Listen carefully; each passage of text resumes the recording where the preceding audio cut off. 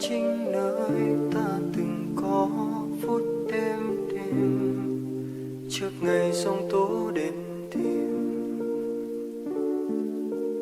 Đến khi nhận ra nên quý hơn những ngày tháng sống bên nhau thì mình muộn mất rồi.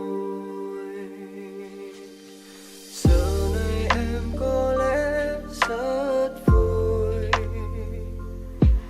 cùng người em yêu chung bước không quay lại nhìn. Dù sao thì anh vẫn mong em luôn bình yên. Và xin lỗi vì chẳng đến chúc phúc cho em. Vì ngày hôm nay em cưới rồi, vụn vỡ vết thương đau mãi trong tim. Người đàn ông may mắn ấy từ nay đã có em. Chỉ muốn đến đây gặp em một lần để thấy em hạnh phúc thế nào rồi anh yêu. Vì ngày hôm nay em cưới rồi, mãi sau anh sống thế nào. Một người đã mang cả thế giới sánh đôi với tình yêu mới.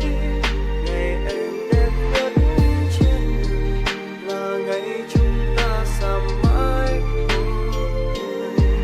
Nợ duyên đến ngày mình trả hết rồi.